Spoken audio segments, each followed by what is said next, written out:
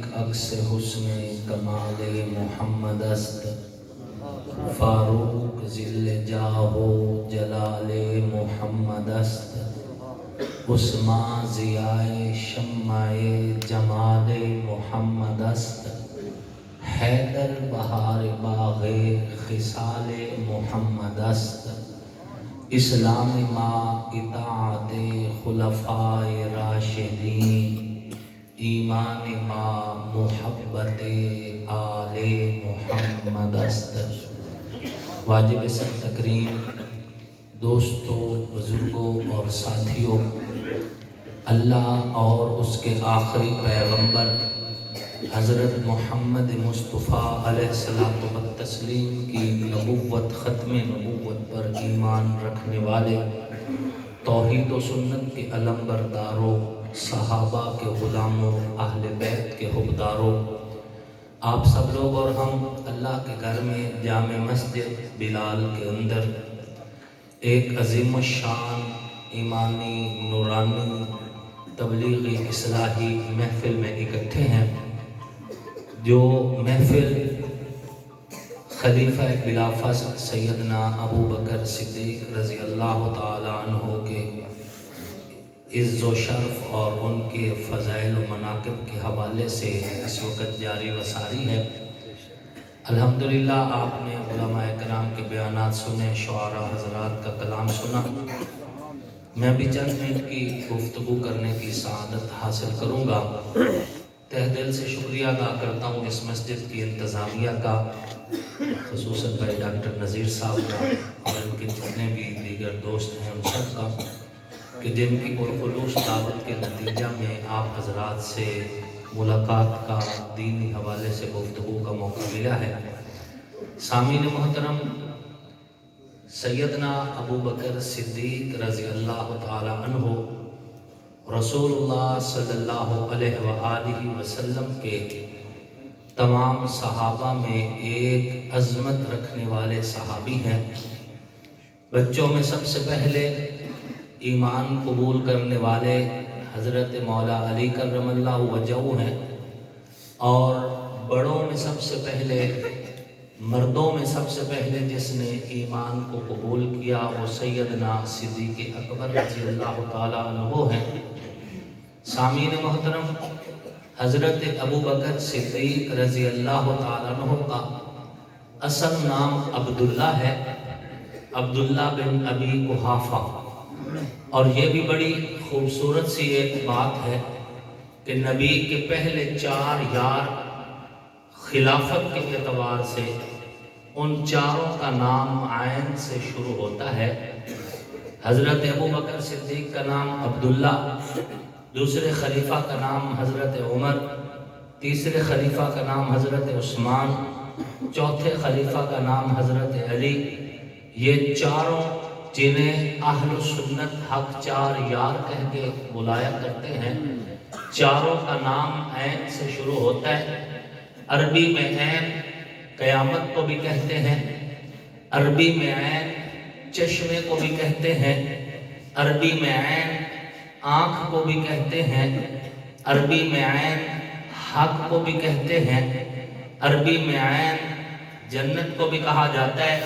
یہ چاروں یار نبی کے نور نظر بھی ہیں، یہ چاروں یار ہدایت کا سرچشمہ بھی ہیں، یہ چاروں یار قیامت تک امت کے لیے مثال بھی ہیں، یہ چاروں یار ہدایت کا خزانہ بھی ہیں، اور ان چاروں کو پوری امت میں سب سے زیادہ مقام اور عزت دی گئی ہے، اور ان چاروں میں سے سب سے زیادہ مقام حضرت ابو بکر صدیق رضی اللہ تعالیٰ عنہ کو دیا۔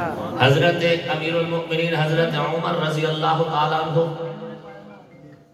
امت میں بڑا مقام رکھتے ہیں، اور اتنی بڑی شان ہے کہ حضرت اماں عائشہ صدیقہ سلام اللہ علیہا نے حضور صلی اللہ علیہ وآلہ وسلم سے پوچھا کہ یا رسول اللہ صلوات اللہ علیہ، آپ کی امت میں کوئی ایسا خوش نصیب بھی ہے جس کی نیکیاں آسمان کے ستاروں سے بھی زیادہ ہے؟ حضور نے فرمایا ہاں ہے، یا رسول اللہ وہ کون ہے؟ فرمایا وہ عمر ہے کہ جس کی نیکیاں آسمان کے ستاروں سے بھی زیادہ ہیں۔ حضرت اما عائشہ خاموش ہو گئی۔ حضور نے پوچھا عائشہ کچھ اور نہیں پوچھنا؟ اما عائشہ نے فرمایا یا رسول اللہ اور کیا پوچھوں؟ میں تو سمجھ رہی تھی کہ یہ سعادت میرے والد گرامی حضرت ابو بکر صدیق کو ملے گی کہ آسمان کے ستاروں سے زیادہ نیکیاں جناب ابو بکر کی ہوں گی۔ حضور نے فرمایا عائشہ تو نے پوچھا تھا کہ آسمان کے ستاروں سے زیادہ نیکیاں کس کی ہیں؟ تو میں نے کہہ دیا عمر کی ہیں۔ اگر تو پوچھتی کہ ساروں سے زیادہ نیکیاں کس کی ہیں تو میں کہتا ابو بکر کی۔ حضور صلی اللہ علیہ وآلہ وسلم نے فرمایا لو کنت متخذا خلیلی لاتخذت ابا بکر خلیلا، میں ابو بکر کو ایسے ہی خلیل بناتا ہوں جیسے اللہ نے ابراہیم کو اپنا خلیل بنایا۔ حضرت ابراہیم علیہ الصلوۃ والتسلیم اللہ کے خلیل ہیں۔ حضرت ابو بکر صدیق رضی اللہ تعالی عنہ رسول اللہ کے خلیل ہیں۔ اللہ کے خلیل کا نام بھی الف سے شروع ہوتا ہے، رسول اللہ کے خلیل کا نام بھی الف سے شروع ہوتا ہے۔ اللہ کے خلیل کا نام کا دوسرا حرف با ہے، رسول اللہ کے خلیل کا نام کا دوسرا حرف با ہے۔ اللہ نے اپنے خلیل کو آزمایا، رسول اللہ نے اپنے خلیل کو آزمایا۔ اللہ نے اپنے خلیل کو آزمایا تو اللہ کا خلیل نار میں پہنچا، رسول اللہ نے اپنے خلیل کو آزمایا تو رسول اللہ کا خلیل غار میں پہنچا۔ اللہ کا خلیل نار میں تھا تو اللہ بولے، رسول اللہ کا خلیل غار میں تھا تو رسول اللہ بولے۔ اللہ نے جب گفتگو کی تو یار سے نہیں کی، نار سے کی۔ قلنا یا نار کونی بردا و سلاما، لیکن رسول اللہ نے جب گفتگو کی تو غار سے نہیں بلکہ اپنے یار سے۔ لا تحزن ان اللہ معنا، ابو بکر غم نہ کر، اللہ تیرے بھی ساتھ ہے، اللہ میرے بھی ساتھ ہے۔ ابو بکر کو ابو بکر اس لیے کہا جاتا ہے کہ ابو بکر ہر کام میں پہلا ہے، ہر کام میں پہلا۔ کلمہ پڑھا تو پہلا، رسول اللہ کے ساتھ ہجرت کی تو پہلا، غار میں داخل ہوئے تو پہلا، رسول اللہ کے بعد روضہ میں تدفین ہوئی تو پہلا، رسول اللہ کے 4 یاروں میں رسول اللہ کے بعد خلافت میں پہلا تو پہلا، آپ علیہ السلام کے ساتھ جا کر ملاقات کی وفات کی صورت میں تو پہلا۔ ابو بکر کو ابو بکر کہا اس لیے کیا ہے کہ ابو بکر ہر بات میں پہلے نمبر پر ہے۔ اور اہل سنت والجماعت کا یہی عقیدہ ہے کہ پہلا ابو بکر ہے، اور یقیناً حضرت ابو بکر صدیق ہی ہے۔ اگر حضرت ابو بکر صدیق رضی اللہ تعالیٰ عنہ پہلے نہیں ہیں، بقول یار لوگوں کے پہلا نمبر حضرت علی کا ہے، تو ایک لمحے کے لیے ہم تسلیم کر لیتے ہیں کہ پہلا خلیفہ حضرت مولا علی ہیں۔ اگر پہلا خلیفہ حضرت مولا علی ہے تو پھر فدق کا مطالبہ بھی مولا علی سے ہونا چاہیے، ابو بکر سے نہیں ہونا چاہیے، کیونکہ پہلا خلیفہ جو علی ہے۔ ہم مان لیا ہم نے تمہارا نظریہ، اگر ہم مان لیتے ہیں تو پھر یہ بھی مانو نا کہ مطالبہ حضرت علی سے ہونا ہے، ابو بکر سے نہیں ہونا۔ اور اگر مطالبہ فدق کا ابو بکر سے ہو رہا ہے تو اتنا تو تسلیم کرنا پڑے گا کہ پہلا ابو بکر ہے۔ اسی سے اگر مطالبہ ہو رہا ہے تو یہ تو ماننا پڑے گا کہ پہلا نمبر کس کا ہے؟ ابو بکر کا ہے۔ ابو بکر کا معنی بکری کا باپ نہیں ہوتا، یہ بات ذہن میں رکھنا، بکری کا باپ نہیں ہوتا۔ ابو بکر عربی میں بکری کے لیے غنم کے لفظ استعمال ہوا ہے، شات کا لفظ استعمال ہوا ہے۔ بکر کا معنی عربی میں کہیں بھی بکری نہیں ہے، یاد رکھنا۔ بکر کا معنی ہوتا ہے پہلا، جس لڑکی کی پہلی شادی ہو اسے عربی میں باقرہ کہا جاتا ہے، باقرہ کہا جاتا ہے۔ باغ میں جب پہلا پھل آتا ہے اسے باقور کہا جاتا ہے۔ سورج نکلتا ہے سب سے پہلی اس کی جو کرن ہوتی ہے اسے بکرا کہا جاتا ہے، بکرتا ہوا اصیلہ قرآن پاک کا لفظ ہے، ٹھیک ہے۔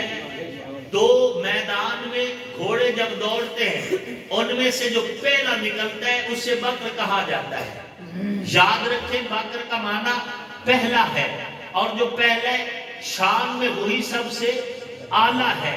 آپ دیکھیں جب سورج نکلتا ہے، سورج کی پہلی کرن سب سے اونچی عمارت پہ پڑتی ہے، پہلی کرن سورج کی سب سے اونچی عمارت پہ پڑتی ہے. اسی طرح جب نبوت کا سورج نکلا اس کا سب سے پہلا فیض عبداللہ ابن ابی قحافہ تھے، اس لیے انہیں ابو بکر صدیق کہا گیا. صدیق حضرت ابو بکر صدیق کا لقب ہے. وفادار دوست کو صدیق کہتے ہیں. جب دشمن گھیرا ڈال لے اور دشمن کے نرغے سے جو دوست نکال کر لے جائے اسے صدیق کہتے ہیں. آپ کی بولی میں اسے یار کہا جاتا ہے.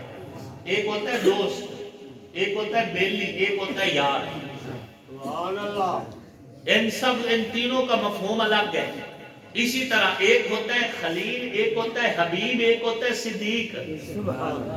معنی تینوں کا دوست ہے لیکن مفہوم تینوں کا الگ ہے. جو دشمنوں کے نرغے سے نکال کر لے جائے اسے صدیق کہتے ہیں. اور آج بھی اہل عرب اگر کسی کو وفادار ظاہر کرے تو کہتے ہیں یہ میرا صدیق ہے. بات سمجھ آ رہی ہے؟ نرغے اہل تکبر سے نکالے مجھ کو، نرغے اہل تکبر سے نکالے مجھ کو. ہے کوئی صدیق جو آ کے بچا لے مجھ کو؟ یہ شان ہے صدیق اکبر کی، یہ شان ہے صدیق اکبر کی. سب کچھ قربان کر دیا اور قربان کر کے خوش بیٹھے. حضرت عمر گھر کا آدھا سامان لائے ہیں، صدیق پورا گھر اٹھا کے لائے ہیں.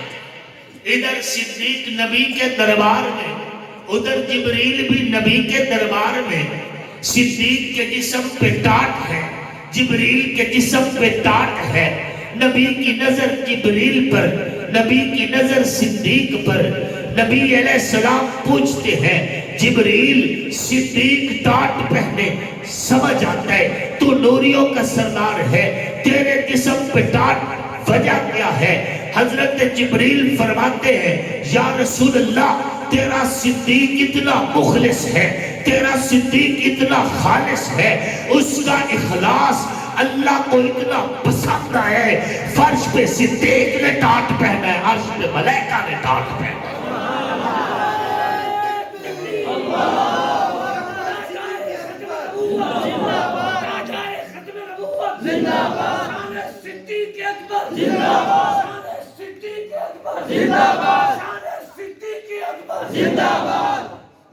جبریل امین آئے، یا رسول اللہ اللہ ابو بکر کو سلام بھیجے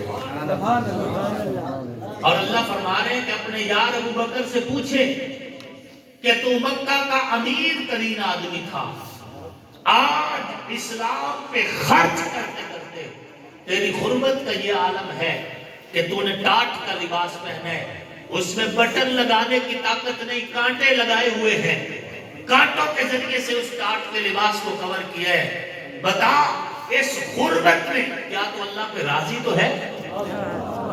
حدیث سے میں سنا رہا ہوں، اللہ نے پوچھوایا حضور کے ذریعے سے. صدیق اکبر تڑپ اٹھے، کہنے لگے یا رسول اللہ رضینا باللہ ربا وبالاسلام دینا وبمحمد النبیہ. میں اللہ پہ راضی ہوں، اللہ کے نبی پہ راضی ہوں، میں دین اسلام پہ راضی ہوں. صدیق زبان حال سے کہہ رہے تھے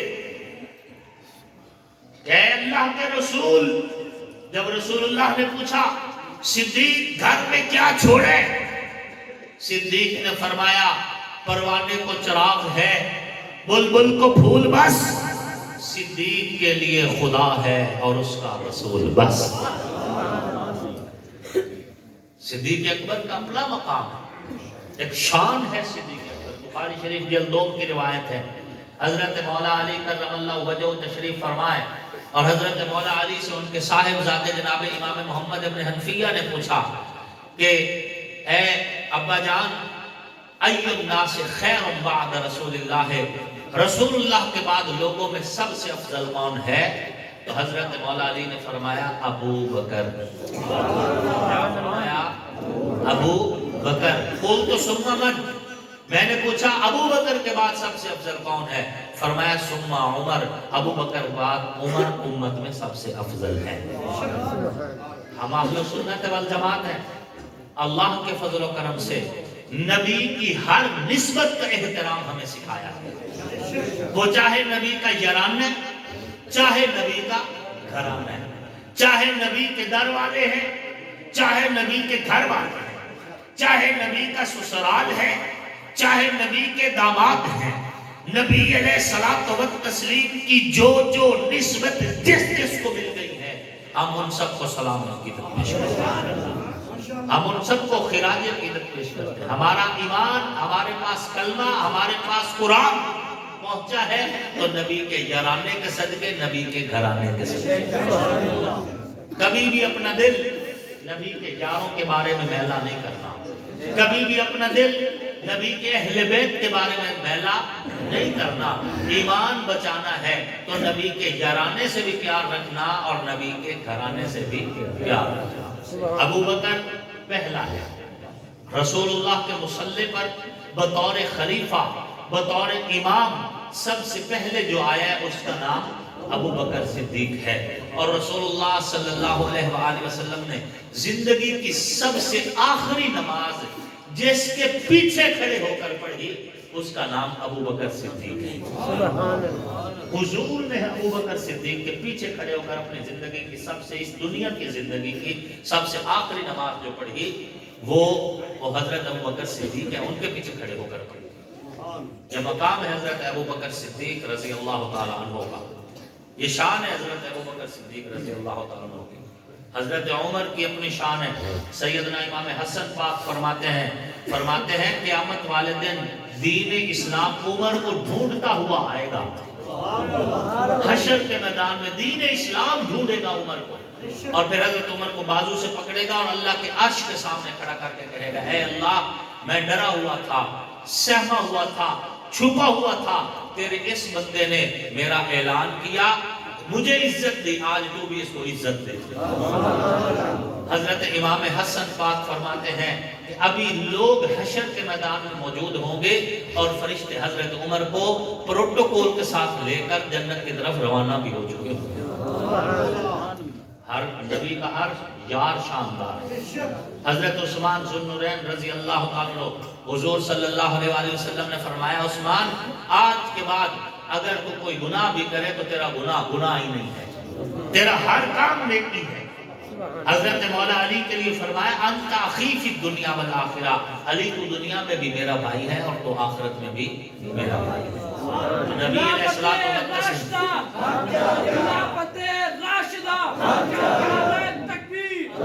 ہر نسبت کو سلام، اور یہ اس منبر کی خوبصورتی ہے۔ آپ یہاں پر کئی بار آئے ہیں، ہمارے کتنے علماء کو آپ سن چکے ہیں، الحمدللہ کسی بھی نبی کے یار کے بارے میں، اہل بیت کے کسی بھی فرد کے بارے میں اس سٹیج سے کبھی بھی نفرت انگیز گفتگو نہیں ہوئی اور آئندہ بھی نہیں ہوگی۔